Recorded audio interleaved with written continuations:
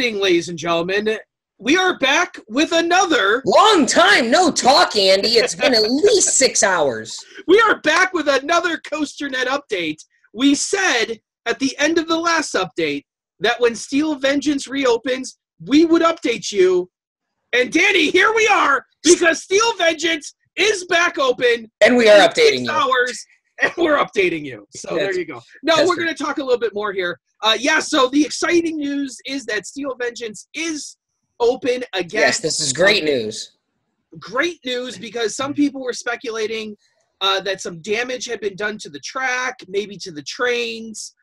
That seems to all be bunk at this point. That we do have reports that they were testing the ride a few hours after the incident. You probably wouldn't be testing the ride if something was seriously broken on the ride. Yeah. And now we see that people have been let into the queue. And Danny, do we have official confirmation that there are riders on the trains at this point?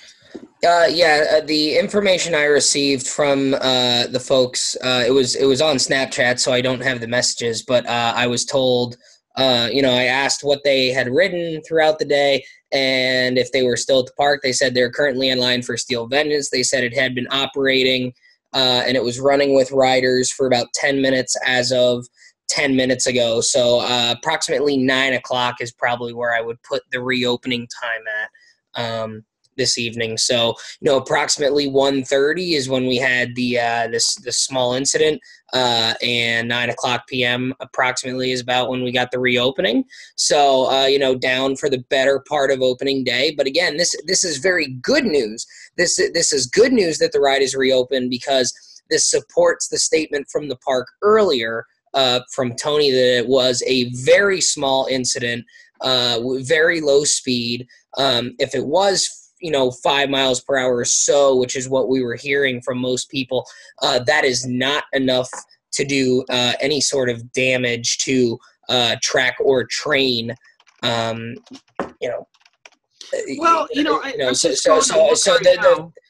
fact that there were reports that there was major damage done is directly contradictory to the fact that this was roughly a 5 mile per hour.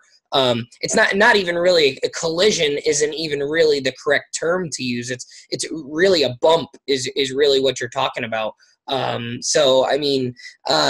fact that the ride is reopened with riders supports the statement from the park earlier that it was a very small incident, no major issues, no major damage, and as was reported earlier, no injuries that needed to be treated at the park when they took care of riders after the incident earlier. So that's all supported by this, and obviously whatever they needed to do, or they needed to verify that this is not going to be something that happens again. Obviously they've done their homework with that if they're going to reopen it and put riders on the train in the same day.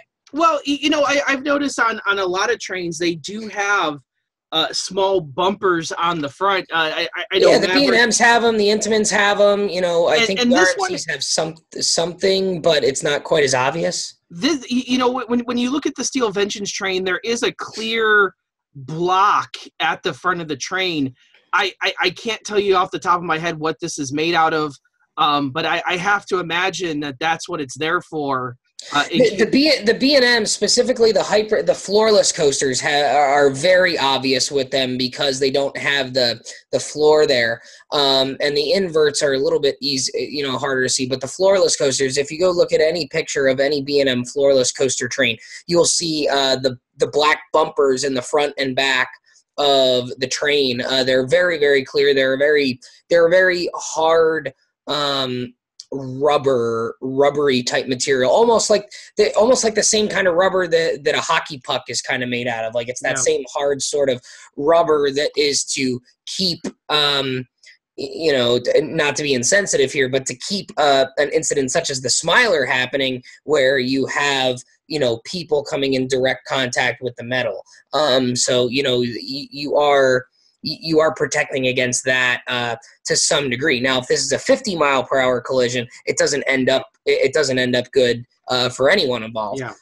But those bumpers and those devices that are on most coaster trains are there to prevent any sort of damage or injury in the event of a low-speed collision, such as something like this. And, during off-season maintenance, you might find coaster cars colliding a little bit more, as it does that. So I don't think they design it with riders in mind, but more so, other, as they're transferring stuff from place to place. Well, and those mounts are used for, at least on the B&M Hyper coasters, those are the same mounts. They take those bumpers off and they use them for the camera when they do RPOV for media events, when they typically only run one train. So, so it's dual purpose, but for the most part, you see the black bumpers there on the trains. So it's exciting that the ride is now reopened, that, like I said before, people had a lot of speculation going into this, but it seems like the ride is back in operation. It does seem that it's still the same two trains, that they're running two trains, both Chess and Digger. Well, it's two trains. I don't know which two trains. I've been told that it's the same two trains that were involved in the incident. Well, that's even better news then, which would support that there's no damage to either of the trains as well. Yeah. Now, I don't know how true that is, but I am under the impression that Blackjack may not be certified yet to run. I don't know how true that is either, that maybe that third train hasn't actually been tested yet. We'll see this week what happens. Yeah, I mean, definitely. I mean, but again, this is good news. This supports all the information the park had given us earlier. And honestly, if you're one of those people out there saying like, "Oh, it's got to go back to RMC. It's going to be closed for months at a time," stop it. Get the hell out. Yeah. Come on now. So Come on now. This is good news, folks. This is good news. It's good news. And if you were planning on going to Cedar Point tomorrow and then you canceled your plans, put those plans back on. Rebook those plans, folks. Call up that hotel, get the room back, but call that airline, get that rental car company on the phone, because hopefully you're getting to ride Steel Vengeance. Yeah, absolutely. So, thank you for being on this journey with us today.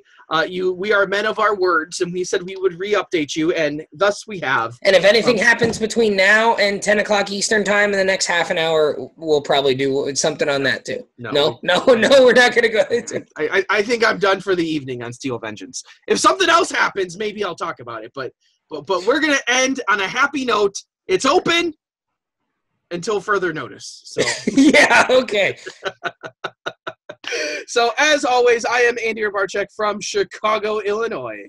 Danny Miller from Binghamton, New York. And as always, Ride On, Ride Warriors. Go get in line, folks. You got a half hour. Yeah. Or, well, who knows at this point? Everyone in the park is back there right now. What are you talking about? Keep going. Go get in line. Keep going.